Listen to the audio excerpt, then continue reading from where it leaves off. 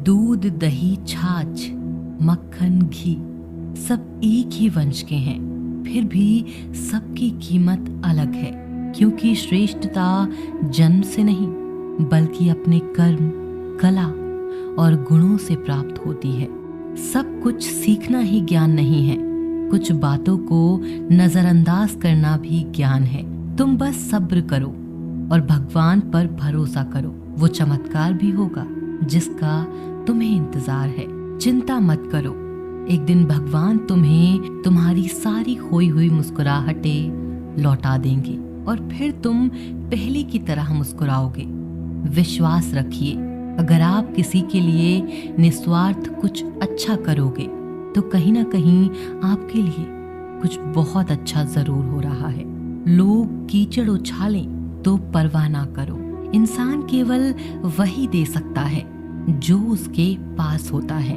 बिना किसी शिकायत और निंदा के सिर्फ एक दिन बिता कर देखो, शांति और खुशी नहीं ढूंढनी पड़ेगी।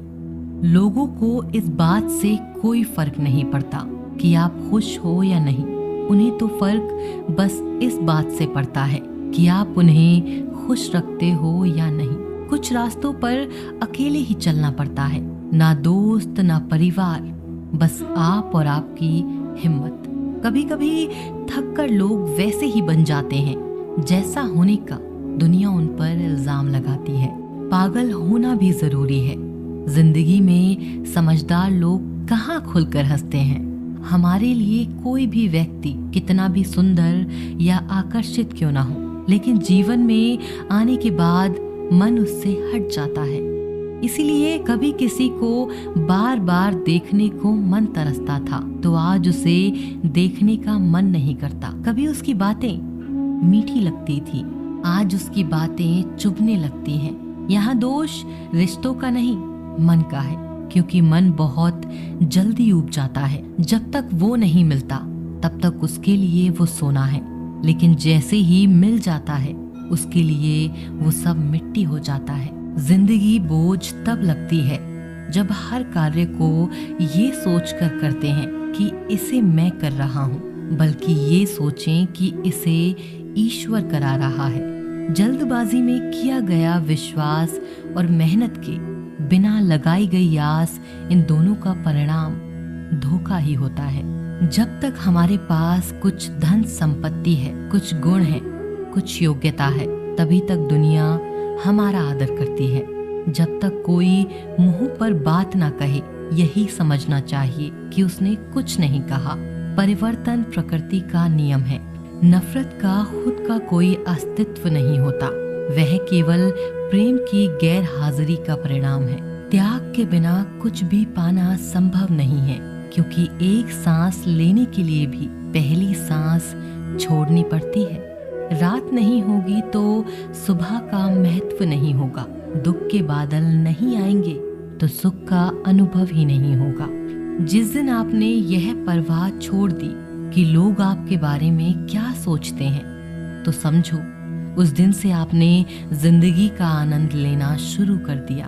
तुम्हें खुद को तैयार करना होगा खुद की प्रगति के लिए। ये मुझे समझे, काश वो मुझे समझे, इसमें आधी उम्र निकल जाएगी। जिन्हें समझना होगा वो दूर होकर भी साथ देगा, जिन्हें निभाना ही नहीं वो पास रहकर भी बहाने ढूंढेगा। अच्छा है कि खुद के प्रयासों से आगे बढ़ा जाए। स्वर्ग में सब कुछ है लेकिन मौत नहीं है। गीता में सब कुछ है लेकिन झूठ नहीं है। दुनिया में सब कुछ है लेकिन किसी को सुकून नहीं है।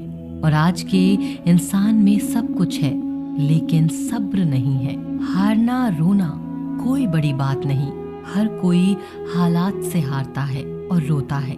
बस कोई हार कर परिस्थिति को कोसता है और कोई उस विकट स्थिति से गुजरकर हंसता है, उभरता है। जब कोई समझे ही ना तो उसे समझाने की जरूरत ही क्या। जब कोई माने ही नहीं तो उसे बताने की जरूरत ही क्या। जिन रिश्तों में एक दूसरे की भावनाओं की कद्र ही ना हो, उन रिश्तों को जबरदस्ती खींचने की जरूरत ही क्या। श्री कृष्ण कहते हैं, रूठ जाने के बाद कसूर चाहे किसी का भी हो, बात शुरू वही करता है जो प्रेम करता है। आशा मत खोना, आप कभी नहीं जानते कल आपके लिए क्या लाने वाला है। एक जंगल में एक काला कौवा रहता था। वो अपने काले रंग से बहुत परेशान था। एक दिन वो महात्मा जी के पास पहुंचा। वो महात्मा जी बड़ी चमत्कारिक शक्तियां जानते थे। उनको प्रणाम करके काला कौवा बोला, महात्मा जी, मैंने सुना है आप रूप परिवर्तित कर सकते हैं। मैं अपने रूप से बहुत परेशान हूँ, मुझे रूप बदलना है। महात्मा जी ने कहा, दिक्कत क्या है? तो कौवा अपना दुख बताने लगा कि मैं काले रंग का हूँ, काले रंग से मुझे घिन आने लगी है। लोग मुझे देखते ही उड़ा देते हैं, अपनी नजरों के सामने रखना पसंद नहीं करते। कभी आपने देखा है किसी इंसान को वो किसी कौवे को लाड़ प्यार कर रहा हो? मुझे लगता है ये जो रूप है मेरा, मेरी खुशियों के आड़े आ रहा है, मुझे बदलना है। महात्मा जी ने कहा, ठीक है, तुमने क्या सोचा है, क्या बनना चाहते हो? कौवे ने कहा, मुझे हंस बनना है। महात्मा जी ने कहा, बस इतनी सी बात, अभी बना देता हूँ। लेकिन हंस बनाने से पहले तुमसे कहूंगा कि एक बार हंस से जाकर मिल लो और पूछ लो कि क्या वो अपने जीवन से खुश है या नहीं। कौवे ने कहा, बात तो सही है। कौवा उड़ता हुआ हंस के पास पहुंच गया और जाकर पूछा कि मेरे मित्र, मैंने सुना है आप बहुत खुश हैं, आपके पास सफेद रंग है। हंस ने कहा, तुमसे यह बेवकूफ भरी बातें किसने कह दी कि मैं खुश हूँ? सफेद रंग ही तो मेरे दुख का कारण है। कौवे ने कहा कि सफेद रंग से क्या दिक्कत हो सकती है, इतना प्यारा रंग है, मुझे तो बड़ा अच्छा लगता है। हंस ने कहा, तुमने देखा है कि जब लोग मर जाते हैं, अर्थी उठाई जाती है तो अर्थी पर सफेद चादर ढकी जाती है। ये भी कोई रंग है सफेद? मैं बड़ा परेशान हूँ, मुझे मौका मिले तो मैं अपना रूप बदल लूं। कौवे ने कहा, आप भी रूप बदलना चाहते हैं तो चलो एक महात्मा जी के पास, वैसे वो किसी का भी रूप बदल देते हैं। वैसे आप बनना क्या चाहते हैं? हंस ने कहा, मैं तोता बनना चाहता हूँ, क्योंकि तोते का शरीर कई रंगों से बना होता है। उसके बाद कौवा और हंस महात्मा जी के पास जाकर कहने लगे, हमें तो तोता बना दो। महात्मा जी ने कहा, ठीक है, मैं तुम दोनों को तोता बना देता हूँ, लेकिन पहले तोते से मिलकर आओ कि क्या वो अपने जीवन से खुश है। दोनों गए तोते के पास और उसकी तारीफ करने लगे कि तोता, तुम तो बड़े खुश रहते हो, बहुत से लोग तुम्हारी प्रशंसा करते हैं।